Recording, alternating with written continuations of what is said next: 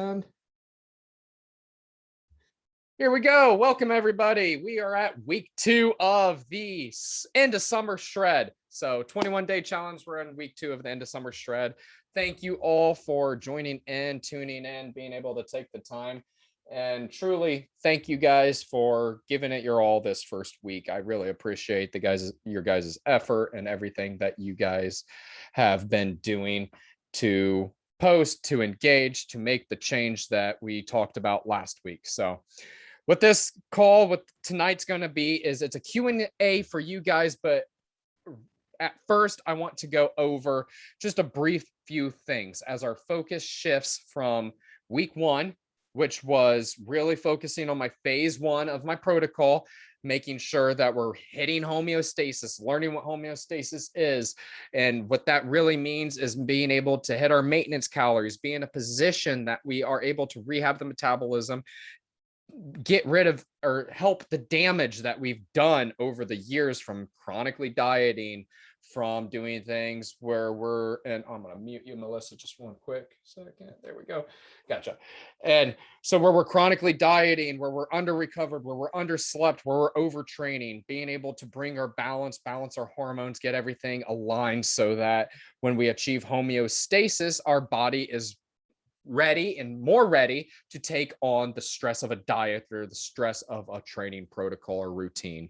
So that is which leads us in from homeostasis. And we are actually entering in this week into anabolic acquisition. This is the next phase of my program in anabolic acquisition. And I went over it briefly today in the email, but what that is this anabolic acquisition is really the ramp up part. This is your traditional weightlifting. This is if you haven't been weightlifting prior to this, where I really set my clients up for success. We're lifting heavier because it is, and it's not just my belief, it is a true fact that if you are able to increase muscle on the body, lean body mass, you're going to increase your metabolism. So the best way to do that is to lift heavy, to do it properly. And tonight I want to get in a little bit of phasing and how to periodize your training.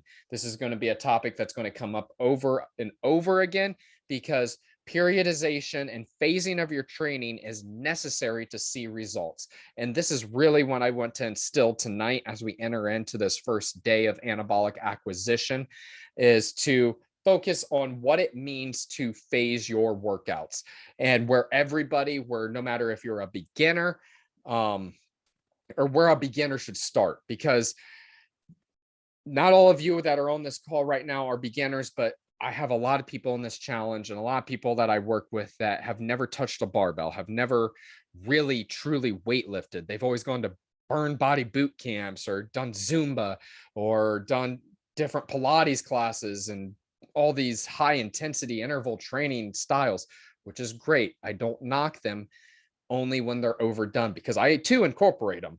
There's a time and place. There's a time and place that those are perfect to incorporate, but a lot of people just get caught up in them because they're easy to go to. They're easy to attend a class. They're easy to just be able to move your body, shake it around, do 20 reps of this, 25 reps of squats, maybe plank jacks, whatever. But some of you might find that you're not seeing the results that you want to see from all that. And why is that? It's because you're stuck in this consistent phase of high intensity interval training, or these high rep, low weight.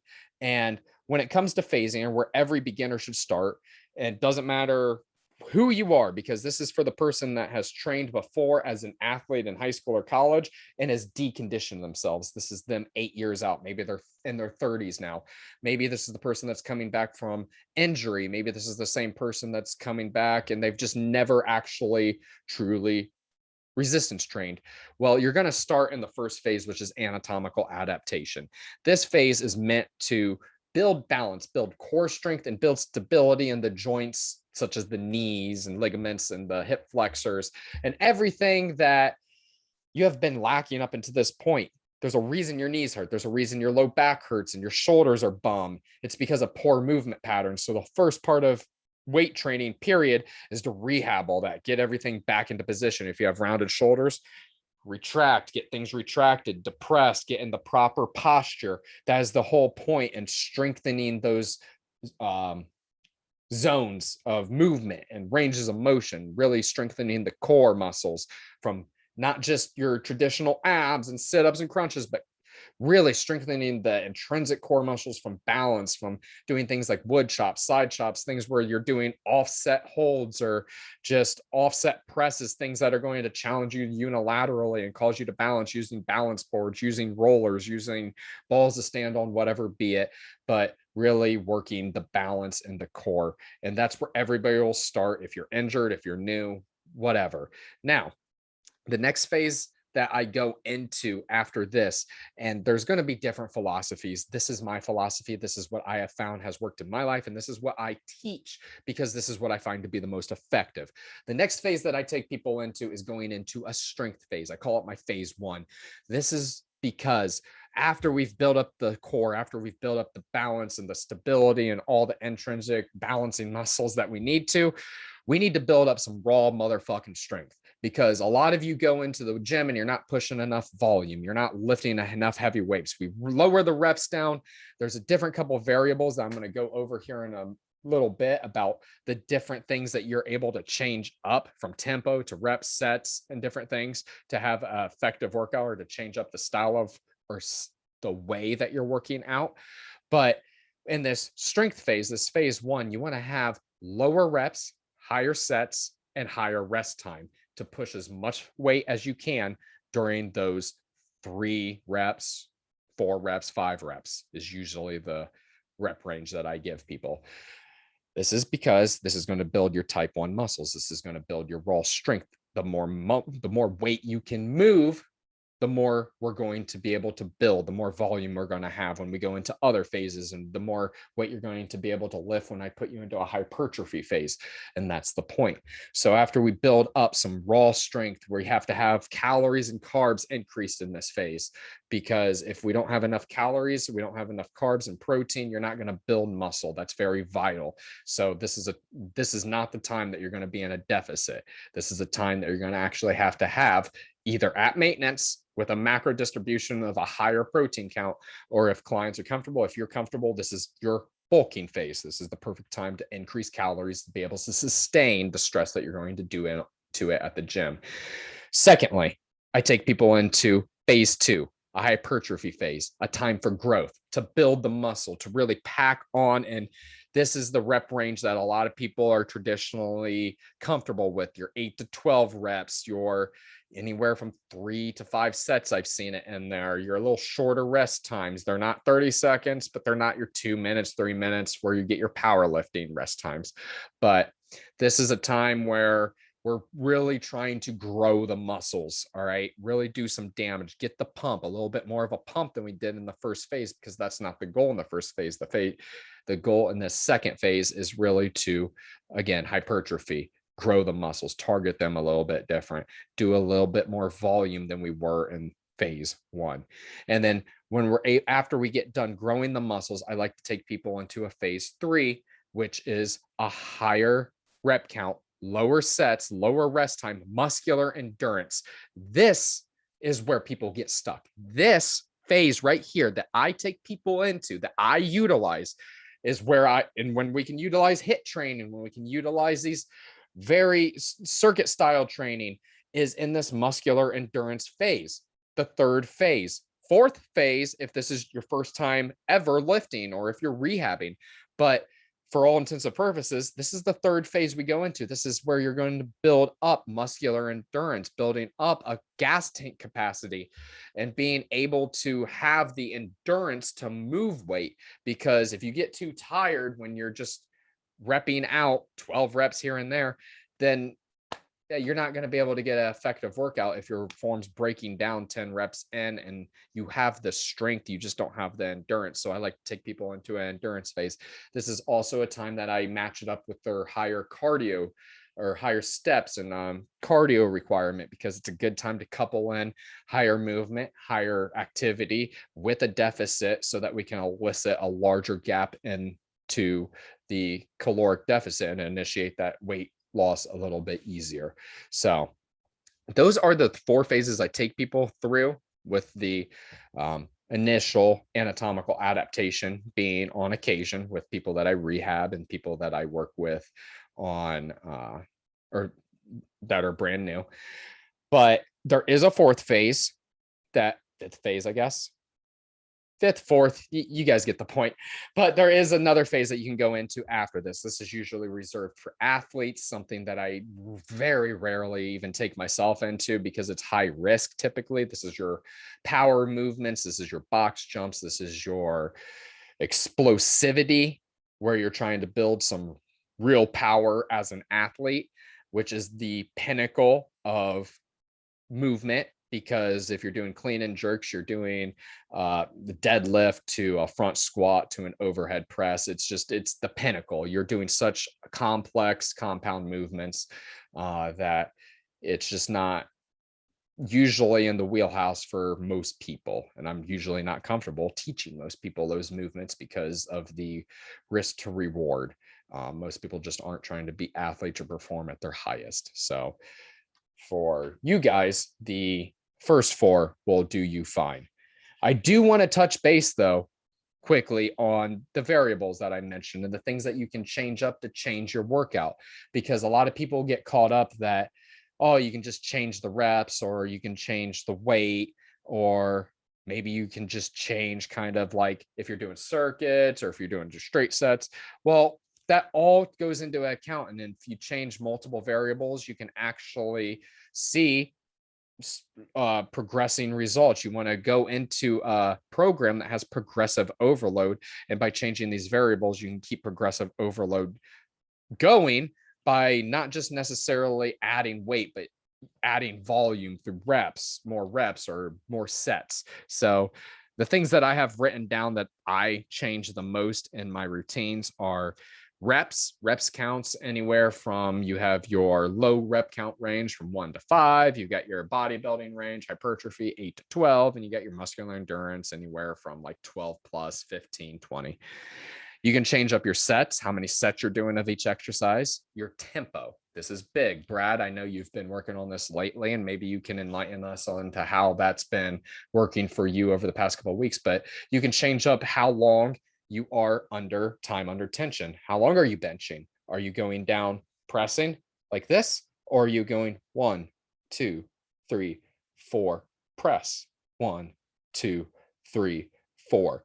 Same weight that you might use to press up and down like this is going to be a lot harder because the time under tension, you have more exertion under the same or under a longer time. You can also change up your rest time.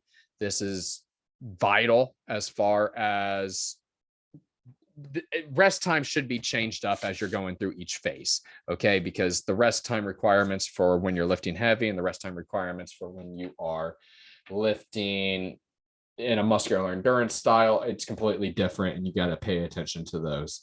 And feels great, something I have never messed with before, and it's yes, definitely taxes your CNS. It just gets everything firing. Brad here, he wrote and said that the tempo work can really fire on the central nervous system, and yes, it does tax you. It can wear you out. It can make you sore just to your bones because you're so tense when you're really trying to just move some weight sometimes. So weight, of course, you can is a variable, and then exercise selection. So exercise selection, you can do a squat, but you can also do a front squat. You can do a goblet squat. You can do an offset squat, a briefcase squat. You can do an overhead press squat. You can do a snatch gripped overhead press squat. I mean, there are so many variations that you can begin to mess with, but at the end of the day, it's still the squat, and each variation is going to elicit a little bit more of a different muscle pattern requirement and give you benefits beyond with the variability that you can throw in there. All right. And then a couple more points. I highly stress that you guys track and keep a journal or something that you write down your workouts with, or an app or Excel. Excel's great because then you can quickly get your averages, but measure your weekly volume average and your weekly gains. This gets into progressive overload a bit.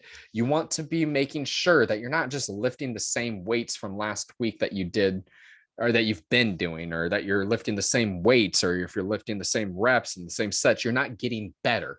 The point is to progressively get better. So track that. You got to know, put 5 pounds on the bar more than you did last week.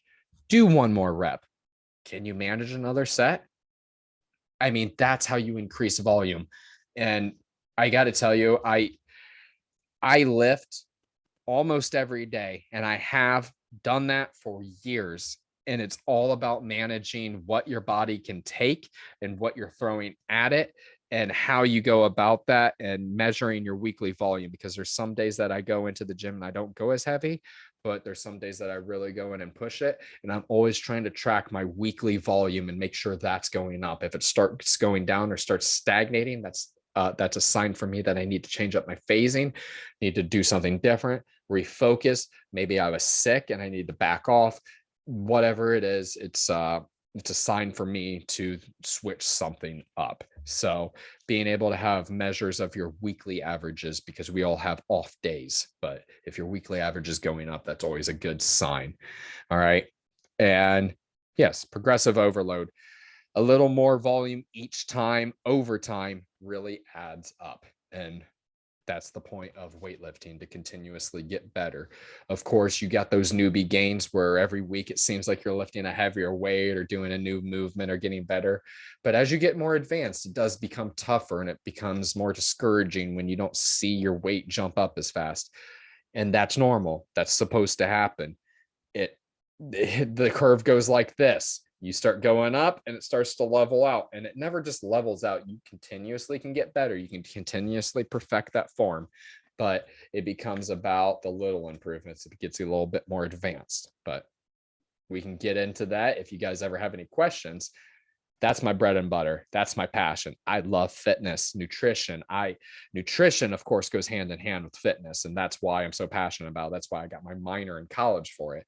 But the training, the squatting, the deadlifting, the community you build in a gym, the just being in there and battling against your own mind. That's what I love. So if you ever have questions on anything that comes to weightlifting, phasing, programming, let me know.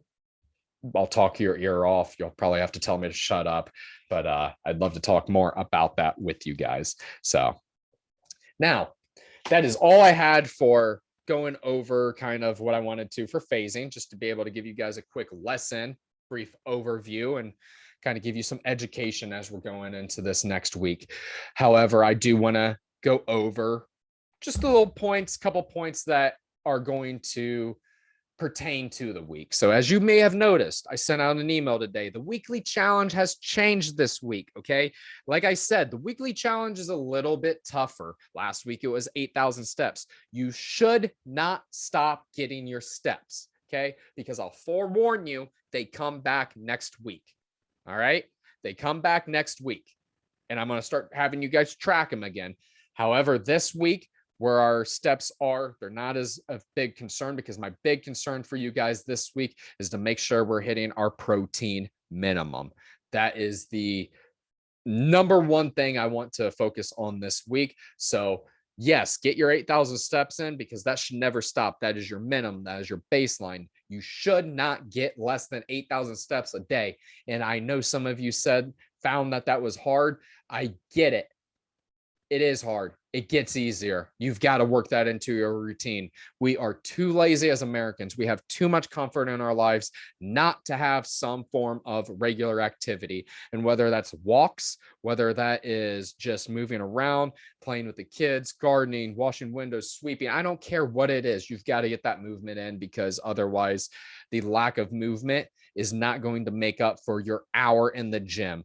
If you spend 1 hour in the gym, but you sit the rest of the day, that is it's worthless. You haven't done anything. You've really just taken away all your results, all your progress, all your effort. So 8,000 steps are the minimum. And then after that, everything becomes more towards your goals. What are your goals? If you increase your steps, we can increase movement, or we can increase caloric demand, and we can then create a deficit through that. So I do like to manipulate steps beyond that as we diet and get into higher phases. But for this week, hitting your protein minimum, as I said, yes, as I said on the email, I wasn't going to reveal it because I want you guys to be able to go back through the pack. I've posted it multiple times. I've said it multiple times on these trainings. And if you haven't heard it, it's because you're not listening, you're not learning, you're not applying, and you're not engaging. And that's what I'm looking for. If you want to win $500 fucking dollars from me, then you're going to engage and you're going to see some change over these next 21 days. So you better have read the welcome packet, the 21-day challenge packet that I spent 70 hours putting together for you guys so that you guys could have the most success. That's what it's for. However, 0.8 grams per pound of body weight is what I'm looking for. Okay. A lot of you have posted in the group today. Thank you. I appreciate it. You guys are doing perfect. Those of you that aren't, it is 0.8 grams per pound of body weight is the absolute minimum that you can have of protein per day. If you're 100 pounds, that means you can have 80 grams of protein at the very minimum. No one here weighs 100 pounds. Let's try to get a little bit better of an example. If you're 150 pounds, the littlest amount of protein that you can eat is 130 grams. Man, the math teacher on here is going to correct me. I think that's right. 0.8 of 150, that's 80%. No, it is 120 grams.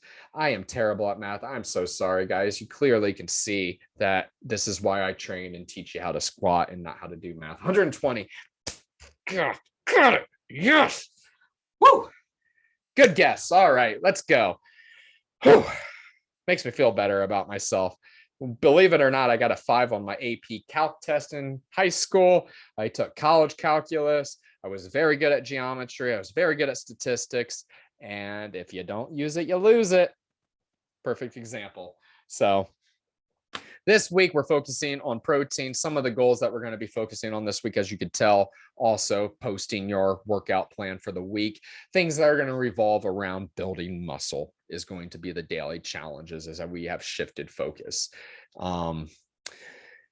And yeah, I think, let me check on Facebook just real quick to make sure there's no comments, anything coming in from there. I don't see anything. Good. If you guys watching on Facebook have any comments, go ahead. You can put them in the live chat there and I'll be able to answer them. I've got you guys pulled up. But let's take this next 10, 15 minutes if you need it to answer any questions that you guys might have. Anything that I can do for you to help prepare you better for this week, to get you on track. This is your time for a group coaching call. This is your time to get coached by me and to ask your questions about whether that be on anything from nutrition to your fitness or anything that you just want to go over. And the reason I'm doing it like this is because I've been in multiple group coaching sessions and you would not believe the amount of information I have learned just from hearing other people's questions, things that I didn't even know to ask. And I was like, oh shit, that's a good question. I'm glad they thought of that. So this is why I'm doing this, is because we're all going to be able to learn from each other. So question about routine work. Awesome. Go ahead, Jay, unmute yourself, or I can unmute you if I need to. I got you. Awesome. Go ahead. Hey, man.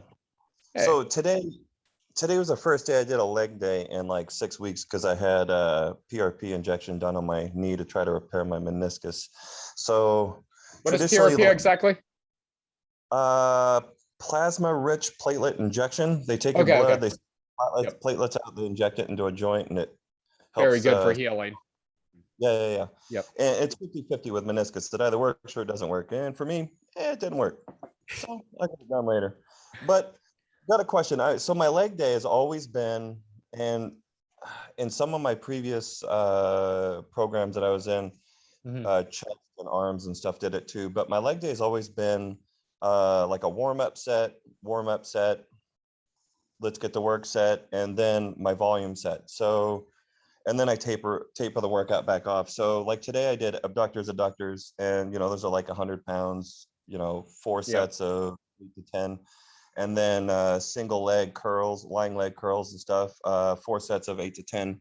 And then I go to the squats. Well, Belt squat. my history with squats, I can't do a barbell squat, but our gym has a belt squat, so I can do belt squats. Those are So amazing. Warm up. Whoever invented the pit shark needs a Nobel Prize for get off your ass and get some work done. Louis Simmons, I think that was a Louis Simmons of West Side Barbell here in Columbus. I mean, I think he was the inventor of the belt squat. That's a brilliant machine, man. Oh yeah. But so I jump on that thing, and of course it's my heaviest set. So I warm up with like 2 plates on each side, and then I jump up. So it's like 225 because I think the plate weighs 45 or the platform. Yep. But I usually wrap at 5 on each side. So I'm at like 495. And those are sets of 6. So they're low reps, high weight, get the work in, get it done, strip it down to 225 again, and then do 20 and don't die.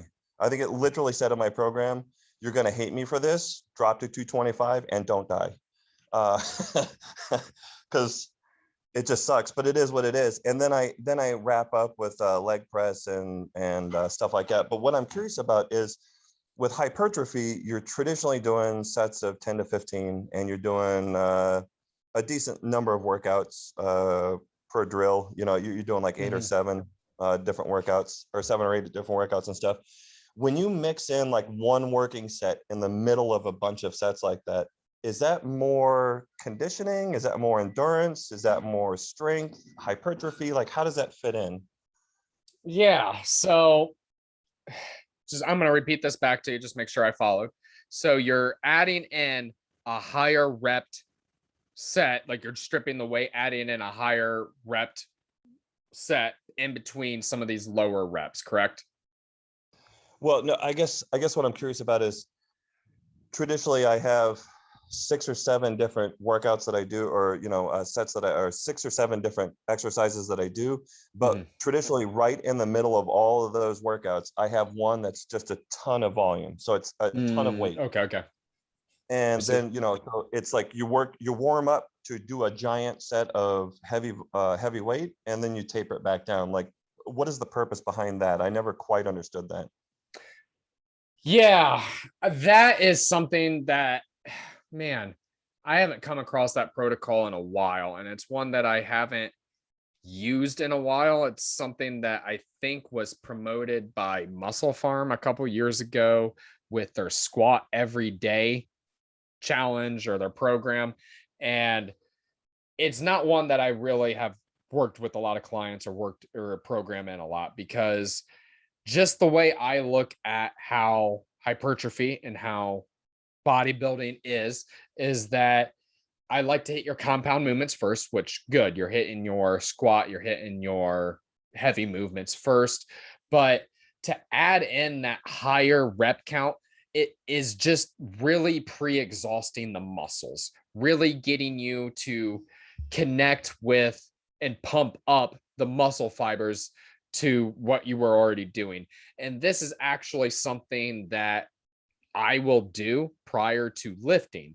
The way I warm up, and this is something that I recommend to you and something we can talk about, is finding a priming routine that you can follow prior to lifting, something that's allowing you to actively stretch, open up into new ranges of motion, and to strengthen those ranges of motion, opening up your hips, especially for the squat. If you're benching, getting retraction in your shoulders and getting banded some presses to fire and getting that muscle, getting the shoulders and everything, warming up everything. So threading the needle, lizards with rotations, different things like that, priming movements where you're actively stretching, like what you would do for a track workout if you were on a track team.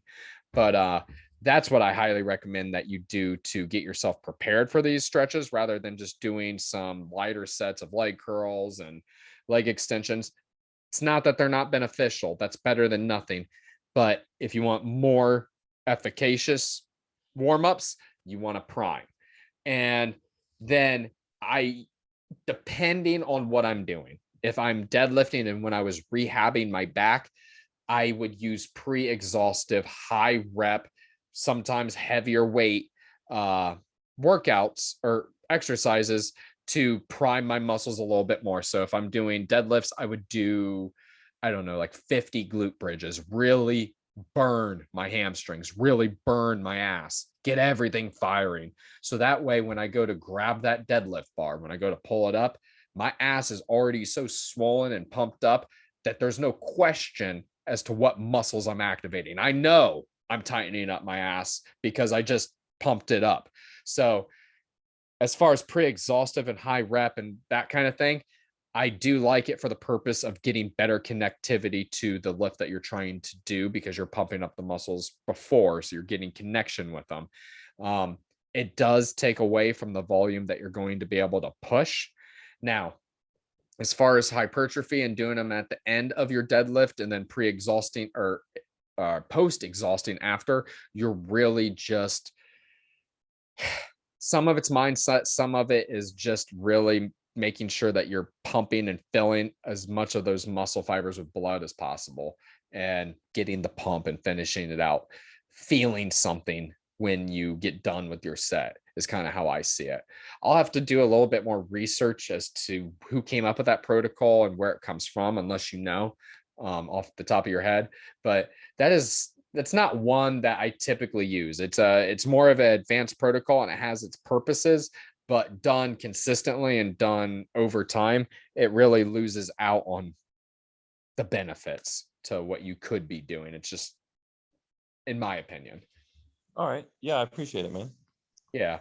Which, no, I definitely need to look a little bit more into that and what, the high reps afterwards a little bit more. So I'm a little bit more confident. But the way I see it is it's not necessary and it's not the best way to train. I like to really break up and have consistency in my workouts to where I'm doing, maybe it's the 5 sets of 5 of squat, and then doing those over a couple of weeks and then changing variables up here and there. Maybe the next phase that I go into, I might change up tempo, but I might also add in something like that where I'm adding in after my exercises for a phasing for like 3 weeks. And then I might remove it and add in something else or change it up and use it as a variable, is how I would go about it.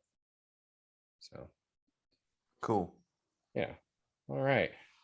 Any other questions, guys? Let me check Facebook here just to be kind to them. I told everybody to get on the Zoom, but you know how people are. Let me see here. I better check on my phone. This one's going to be finicky. I'm going to fuck it all up, and then I'm going to lose everybody on there. So let's see here. Any other questions from you guys, though? Anything I can help you with? Anything that's been a hitch in your step over this week? Anything there? Oh, some people are watching, but just not commenting. All right. Anything I can help you with, go, guys. Anything else? I don't want to take up too much of your time tonight. And I learned from last week's live that if I stay up too late on Monday nights, I will be up till midnight.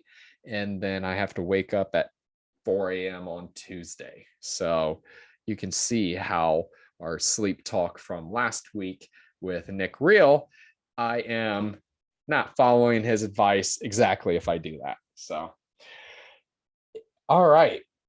If that's everything, I think I went over most things, and I won't keep you guys all night. Like I said at the beginning, I really appreciate your guys' hard work. I appreciate your guys participating in the challenge. This is the first one I've ever run. This was completely, I had some help from my mentors and some direction as to what I should be doing, but this is really the first challenge that I've put together. I designed all the emails I've write out myself. All the material that I'm sending out to you guys is material that I've created. And I just really, I hope if this is a challenge that's going well, if you're liking it, if it's fun, I'd love for you guys to just let people know, share it with others, let other people know that I'm going to be running a challenge in the future and doing this again. And if you need more help, here's the thing. I put out that call to action last week. I was looking for people that were committed, that really wanted to not just be in this for the free shit, because I have been giving away prizes here and there, and it's all fun and games. Everybody likes to win prizes. Hell, I like to win prizes. I will spend $40 trying to climb up the ladder at the fair that has it's attached at 2 points and it spins over on you, I'll spend all my money trying to climb that. So I get it. I like to win free shit too. But are we here to make change? And that's what I want to pose to you guys again, is just, if you're here to make change, you need to get in contact with me and we need to start working together. We need to figure out what's going on. There's some of you that have been adjacently following the challenge, kind of getting FOMO, seeing how much fun everybody else is having. Well, you missed your chance and you could have joined into the challenge and you didn't. That's okay. Contact me because I'd still love to work with you. A lot of you have goals that are going to go beyond this challenge, and I'm here to help you with that. Okay. Commit to yourself, commit to a change in your life. This is a temporary bout that you usually have to put in. The lifestyle change is permanent, but the effort that you have to put into dieting and really building up muscle and all this calorie counting and learning all this bullshit, you can speed that process up. I know a lot. I have fucked so many things up over the past 12 years since I've been on this, my own fitness journey and my own health journey. I fucked so much shit up that I can tell you exactly what not to fuck up. Okay. And that's what I'm here for. That I love coaching. I love working with people one-on-one, and I love being able to have days like I did today, where I got to work with 3 clients and all of them were successes. We all had successes in our programming. We all had success in our nutrition and the mindset shifts that we made today. And that's what fuels me. I love to see others empower themselves and make change. So I love you all. Thank you guys for getting on this live tonight. I will be sending out an email in the morning with the daily challenge. Again, make sure if you haven't posted your daily challenge, post it in the comments in the group and post your weekly challenge screenshot to the group. And yeah, peace out, everybody. Have a wonderful night. I appreciate you guys getting on this call, and I'm going to end this